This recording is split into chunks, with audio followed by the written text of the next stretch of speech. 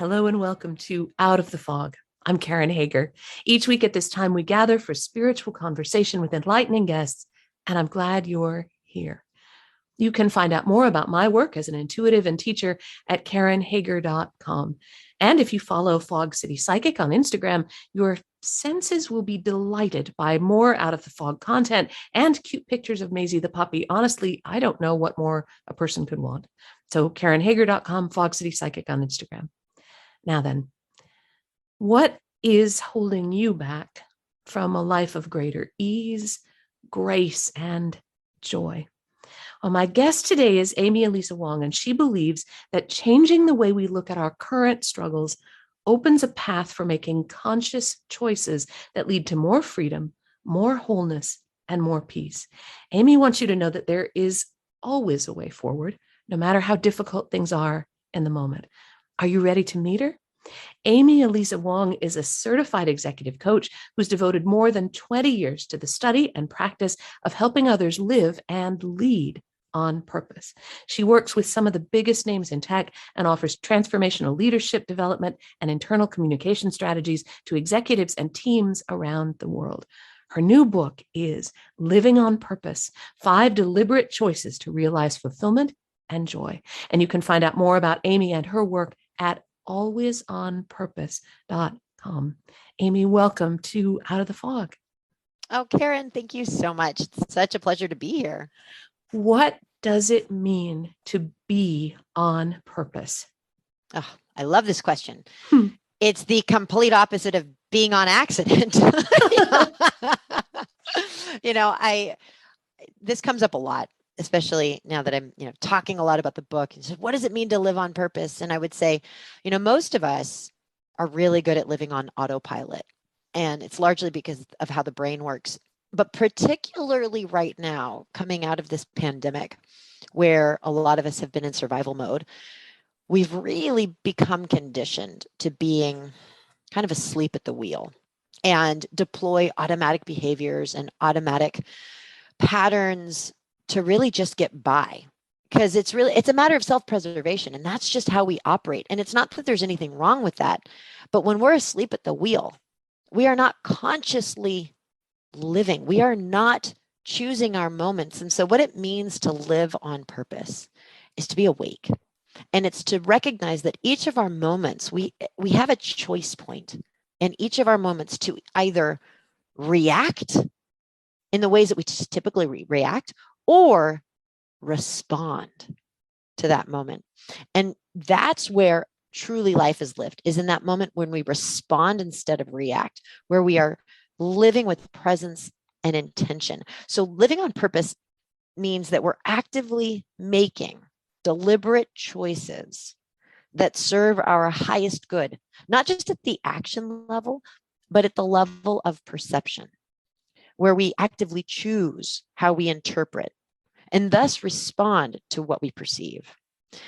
And in this, what we start to recognize is that joy and meaning and fulfillment come not from the conditions of our life, but from our choices made with mindful awareness. That's an awful lot of responsibility for me, though, right? I mean, so many people. And so when I say so many people, I mean, also me. We look at our lives and we think, well, that sounds great, but I can't because they won't let me. I've never been able to. I don't know how to. I have these 12 million other things that I'm supposed to be doing. And I can feel into how all the power, all the freedom, the joy, the love of those conscious choices might also feel scary to somebody who is kind of standing at the beginning of that journey. Do you know what I mean? Because if we're asleep at the wheel, we're not used to taking responsibility for our own path. Yeah, 100%. And so we can take a step back and say, let's make this a little let's make it easier. And what I like to focus on is the fact that, all of us just want to feel good. And what does that really mean? Well, all of us want to feel free. We want to feel joy. We want to feel meaning. We want to feel fulfilled. Like, we all want to feel good. And that's just I am certain that that's a universal truth. Mm-hmm. What I think a lot of people fail to realize is that what we focus on dictates what we think, thus what we feel, thus what we think, say, and do, which really kind of determines our reality, which is either going to feel good or not. And so our chosen focus has so much to do with how good we feel or not. And here's the best part. We get to choose our focus. We get to choose that. And I think what's happening here is a lot of us just forget that we have the remote control in our hands. We can pick what we're focusing on. We can choose how to frame it. We can choose what to think about. We can choose what to narrate. And when we recognize that, look, if I want to feel good and what I'm focusing on really determines if I feel good or not, and I get to pick my focus, that's really liberating. And so instead of it being scary, we can look at this as a gift and as, oh, wow, actually, this is a gift. This makes me feel great. This is liberating. And I liken it to, I'll just use this analogy because it can be helpful. Like how at the end of the day, you might want to sit down and watch TV to relax. It's been a long day. You're like, oh, I just want to relax. So you turn on the TV, and let's say this is the time before streaming where we had cable. Do you remember when you used to turn on the TV and it would just turn on to whatever channel it was last on, depending upon what it was on, right? Yep. That's how it worked. Yeah. So it's not so much that like that these days, but back in the day, you'd turn it on and it was whatever channel it was. So let's say you turn on the TV and it's a horror film. Yeah, oh my gosh. Right. And so that's the last thing you want to watch. You're blood squirting everywhere. So what do? You change the channel immediately. Like, I don't want to focus on that. So boom, you change the channel. Planet Earth. Oh, I love this Discovery Channel. This is great. And so then, you become peaceful as you watch the dolphins in the ocean or whatever it may be. Well, in the same way that we actively change the channel on the remote, we get to do that in our minds. If I'm not feeling good, it's because I'm on a channel, I'm on a narrative. I'm focusing on something in a way that's not making me feel good. So like I could change that channel. And how do I do that? I do that by caring about how I feel, recognizing that how I feel is determined by what I'm focusing on. So let me change that channel. That's making me think about how there isn't just one channel. I might decide to watch the dolphins and that might feel right, but the dolphins might make me curious about that program, I don't know, over there on the cooking channel, that when I make those conscious choices, this is part of what I like so much about the book. It sets up a framework for not just a few choices, but lots of choices that all build on each other. Yeah. So when I have made a choice, when I take responsibility and I make that choice, I can live in that choice until and if it then I decide it serves me better to make another choice. Yeah, 100%. Yes. And it's a fluid process. And I am certain that there's no one right choice and there's not one final choice. It's wherever we put our focus, and it's always going to be changing because of the information that we're getting. Yes, I love that. And maybe this is where purpose in the usual sense of the word kind of gets a bad name, because I work as a professional intuitive. So people will often talk to me and say, what is my life purpose? Can this really be the life I'm supposed to live? Is this right? A lot of the things that you talk about in the book. The old way of looking at purpose is you get one and you better not screw it up and you better choose it and you better know what it is and you better do a really good job, because at the end of this, you're going to get in big trouble if you didn't live that purpose. Yeah. And I feel like you're opening us up in a different way. My purpose may not be just to be the podcaster in the purple pants. Yeah. My purpose could be a lot of things. That's right. And I would say it's not really a thing. It's a state of being. Because again, going back to this universal truth that all of us just want to feel good and we want to feel alive and we want to feel impactful and we want to feel meaningful. Purpose is really a state of being. It's a way of being. I want to feel engaged right now. I want to feel impactful in this moment. I want to feel helpful in this conversation. It's a state of being that maps to feeling good. And that's it.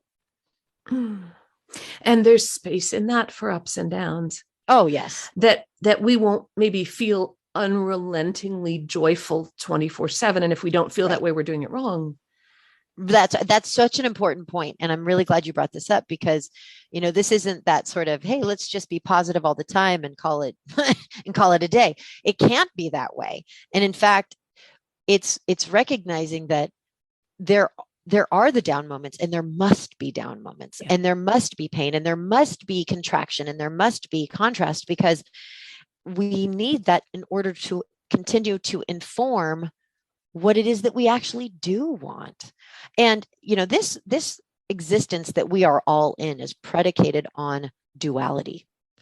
We can't have up without down. We cannot have birth without death. We cannot have joy without pain. And in order to grow, we have to feel contraction. And so for us to always be in this process of expanding and growing and thriving, we are naturally going to go through periods that feel like the opposite. And so part of being on purpose is seeing all that as purposeful, saying, you know what? This is painful, but instead of looking at this as crap, what if I treat this like fertilizer? Because you know what? It's seeding what's coming next. Okay. And so it's again, choosing to focus on the contrast, choosing to focus on the things that don't feel great, not as unwanted, but instead as part of the process that's helping us move forward into more growth, more purpose, more joy, more fulfillment. And that might help to deal with that edge of fear too, because there's that school of thought that the minute you see contrast, it means you did it wrong, which I'm not aligned with that school of thought. I am Agreed. much more where you are, Amy, where the contrast, our light bounces off that and it helps us see the way forward. Right? Wait a second, here I am. Let me bounce my life off this stinks. Okay. Let me see if I can change the channel, go another way. Sometimes we may be afraid to feel into or be with our emotions, especially the emotions around choices that we're making at a difficult time or at a place where we feel like we really did come up against that wall of contrast. Can you say a little bit? You've got a bit, it says in huge letters in your book, feel it out, don't figure it out. And yet, for those people like me, and I'm sure other listeners who've made a ton of mistakes in our lives, feeling it out can sound kind of scary because that's how we got in trouble before. So can you say more about that? Absolutely. So what this is about, this wisdom came from a massive epiphany that I had a long while back about, gosh, really what's true and what's going on here for all of us. And so all of us, like I said, we all want to feel good. We all want to, essentially, we want to feel meaningful, all these things that I mentioned, but we all have been trained to, achieve and to get the thing and to, oh, I want a house, or I want a new job, or I want to know what my purpose is, or I want to retire, or and so we have all these goals and desires and dreams and aspirations. And we get excited about those visions. We do vision boards, and that's all fine and good and absolutely necessary. What happens though is we forget that really why we do all of this in the first place is because we think that if we achieve that stuff on my vision board, it's actually going to make me feel a certain way. Really, what we want is a feeling. It's not the thing. And a lot of us forget that. We're not after a thing. We want the feeling we think we would have as a result of the thing. But that ultimate map to the feeling, it gets dropped in the process of living. And all of a sudden we just get so caught up in the thing. It's like, I got to get the thing. I got to do the thing. And so we start to strategize and we start to map and to plan and to analyze our way to what's next and to our goals. And we start to forget that, right, I'm doing this because I ultimately want to feel a certain way. I want that. I want to retire because I want to be spacious and present for the people I love. But no, I just want to retire because and then you get caught on the thing. Well, if we don't focus on why we're doing this in the first place, why we want this in the first place, and we're not focusing on the feeling, then what happens is we end up achieving the thing and then we feel hollow. We feel lost. We feel like, oh, okay, well, what's the next thing? What's the next thing? What's the next thing? And so what feeling it out is all about. And that's where we start to lose steam. And so what feeling it out is really about is to bring in the awareness that what we really want ultimately is a feeling, not a thing. And when we can recognize, oh, so for example, if I really want to retire, it's not just because I want to retire and I don't want to work at this job anymore. It's really because I want to feel spacious and present for the people that I love. I want to feel immersed in the world around me, in the things that I love, like gardening. And I want to be engaged and I want to feel impactful, right? Whatever. But it's getting clear on those feeling states that are important. And then with that awareness, start asking, okay, well, I'm going to feel like, how can I start feeling these things now? And what I have found, just by shining a light on those desired feeling states, all of a sudden options emerge that you wouldn't normally see. Things that you can start, choices you can start making right now that are going to help you live into this feeling state more so than if you were just following a strategy. And so feeling it out isn't scary. It's just being more aware of what it is you want to feel, and then choosing a path that feels expansive, choosing the things that make you feel relief, choosing the things that make you that feel more congruent to that feeling state than chasing the thing because of the strategy that you set forth. You're listening to Out of the Fog, and I'm talking with Amy Eliza Wong. Her new book is Living on Purpose, 5 Deliberate Choices to Realize Fulfillment and Joy. And you can find out more about Amy and her work at alwaysonpurpose.com. I was thinking about what you said about feeling hollow. And I know that imposter syndrome is a thing. Mm-hmm. What is the most compassionate way we can treat ourselves when we realize we've been pretending? Because that, to me, that's what's at the back of that feeling of I'm an imposter, I'm about to get caught. It's I'm pretending and I'm not allowed to do it any other way. So how can we be kinder when we realize we're pretending? I love this question. I would say that it really starts with recognizing that, I haven't been pretending. I've been doing the darn best I can with all that I've got. And really what I'm dealing with is a false limiting belief that I'm not enough. And I'm not pretending. I'm showing up. What I'm really suffering with is a belief that I'm not good enough. And that everybody else around me is somehow more worthy, more deserving, more capable, more competent than I am. And really, the way into true self-compassion and truth, and away from this, what we call imposter syndrome, is first to recognize that everybody's doing this too. It's not just you. And so, and Karen, there were a lot of the reason I wrote this book was because I'd had hundreds of conversations with leaders and executives and people and from all walks of life. And the conversation was always the same. I'm the only one. Yeah, everybody else around me knows what they're doing, but I don't. It's like, wait a minute, everybody's feeling this way. So it's just recognizing that really what this imposter syndrome thing is a false limiting belief. And so it all maps back to this relationship we have with ourselves.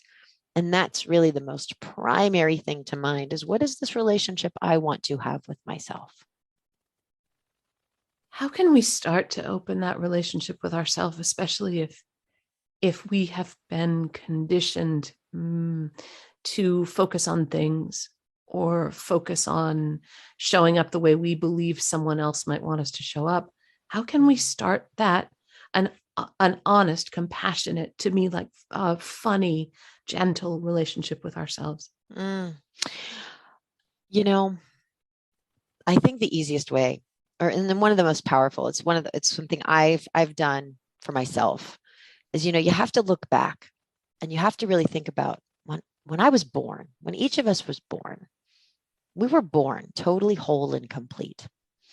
And in our youngest years, maybe even before we could talk, we were totally in a relationship with ourselves where we knew ourselves to be whole and complete. In fact, you look around at children, little kids, and the reason they're so delightful to watch is because they are so fully self-expressed and not self-conscious. Why? Because they don't believe themselves to be of lack. They don't believe themselves. They know that they are whole and complete. And that's exactly why they can wear, one purple sock and one red sock, and they think it's great. They can have snot in their nose and sing really loud, and they could care less what others think, because they know themselves to be fully whole and complete. And the bigger story here. So that's true. So you have had a relationship with yourself knowing that you were whole and complete. And I'll tell you right now, something happened early on or at some point in the trajectory of your life where you had to contend with significant perceived rejection. And in order to make sense of that, you came up with a belief in order to protect yourself. And so you knew yourself to be whole and complete once. And then you just decided it wasn't true in order to make sense of the stuff around you. But that was a decision. And I'm going to tell you, it was an incorrect decision, because you were born whole and complete. You were whole and complete. And then you just decided you weren't. And ever since then, you've been living from this belief that, oh gosh, maybe there's something wrong with me. Well, maybe there wasn't anything wrong with you. And I'll guarantee you there wasn't anything wrong with you.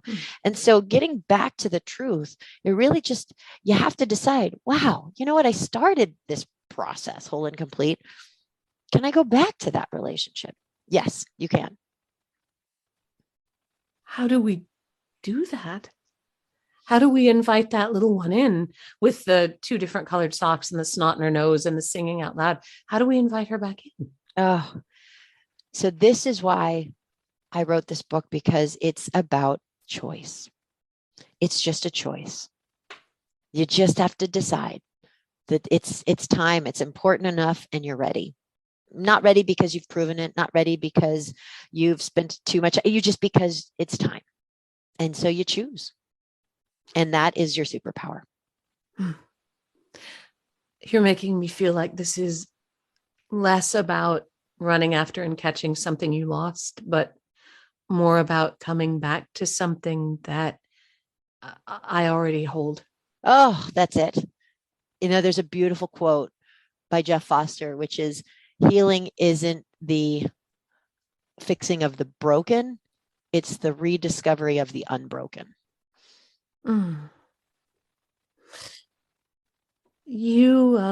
Wow.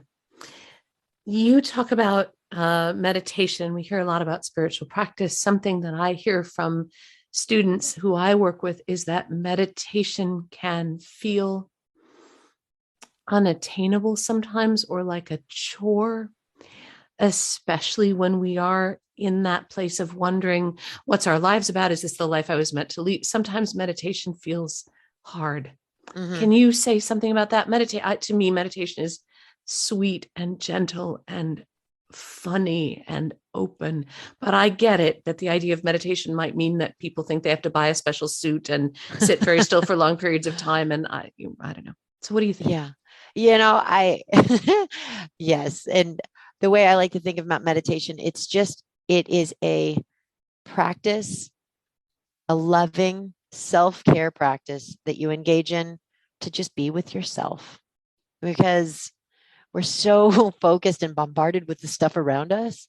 But meditation is really, I'm just going to honor being with myself and going inward. And I think what can really help a lot of people is, we get hung up on this idea that there's a right way of going about it, that there's a right way or there's a wrong way, and it's got to feel like this and it's got to end up like that. And I've got to, but you know what? If we can just let go of this idea that there's a right and wrong way of going about it, and have a relationship to meditation in the same way we have a relationship with brushing our teeth. We do it because it's just good for us. And it's just something I do. I don't celebrate it. I don't punish myself. I don't tell my friends about it. I don't, look forward to it. I don't dread it. I just do it. It's the moment we can decide to have that relationship to it, that's when things start to shift. Now, how can listeners get their hands on the book? How can they find out more about you and your work? Awesome. Thank you. Well, the book is available where all books are sold. Easiest way, I would think, is Amazon. That's where most folks are getting it these days. You can go to Amazon, and Living on Purpose is available there. I am on LinkedIn, and my handle is Amy Eliza Wong. And I'm very quite active on LinkedIn. I do have an Instagram account. I'm really not much on it. Otherwise, going to my website, Always on Purpose, there's lots of information there and all the updates on what's happening and where I've been. And so you can definitely keep track there. So in this time where there's so much uncertainty, when our fears can really be kind of amplified because of all the stuff that's going on in the world, how can we feel more at ease as we move through this time? Well, I love that I can choose to know that I am resilient and that I'm resourceful and that I am capable. And so I invite everyone to just choose that too, because it's true. We've gone through a lot. We've been able to deal with a lot. We're capable, we're resourceful, we're resilient. Those are truths. And you have to choose those. So that, I would say, just base level, we make that decision. And then in that relief and peace and knowing that that's true, then you're able to say, well, and you know what? Everything that comes my way always ends up being a gift later on. Always. The things that we go through, at some point, we always look back and go, that might have been painful. That might have been hard. But I learned this and I met that person and I did. And actually, it's really served me. It sucked at the time, but it's really served me. And, there, for all of the incidences in our life, there are gifts to be cultivated. And so rather than wait for our future self to tell us how it's going to turn out, I encourage all of us to just appreciate it for what it is, and that this crap isn't crap. It's actually manure. It's fertilizing stuff. And so that right there, those, just to decide that these things are true, will help you find peace in any kind of turmoil. Amy, thank you so much for talking with me. What a great pleasure. My future self also approves of this conversation. So thank you. I've enjoyed this very much. Karen, what a pleasure. Thank you so much. That is Amy Eliza Wong. Her new book is Living on Purpose, 5 Deliberate Choices to Realize Fulfillment and Joy. You can find out more about Amy and her work at alwaysonpurpose.com. And of course, you're always welcome over at KarenHager.com. It's a great place to find out about upcoming classes and events. You can even book a private intuitive session with me there if you're so inclined. If you use the coupon code podcast when you're scheduling, you get 20% off the session fee. So how's that? The way that works is that you go to KarenHager.com, click the book a reading button, you choose a session of any length, enter your email address, and here comes the risky, exciting, slightly dangerous, not too dangerous. You're okay. Here comes the exciting part. After you enter your email address, click the green button that says have a coupon code. You do have a coupon code. It's podcast. Type in podcast, and that 20% discount is applied at checkout. Now, there is no coupon code necessary to follow me on Instagram, where I'm Fog City Psychic. You can see Maisie the puppy's latest hijinks. You can find out what jigsaw puzzle is capturing my attention or annoying the heck out of me at the moment. And you get more out of the Fog goodness there as well. So I'm Fog City Psychic on Instagram. And thank you for listening today. Together, we are spreading a little more light in the world, and a little more light is always a good thing. Until next time, I'm wishing you peace.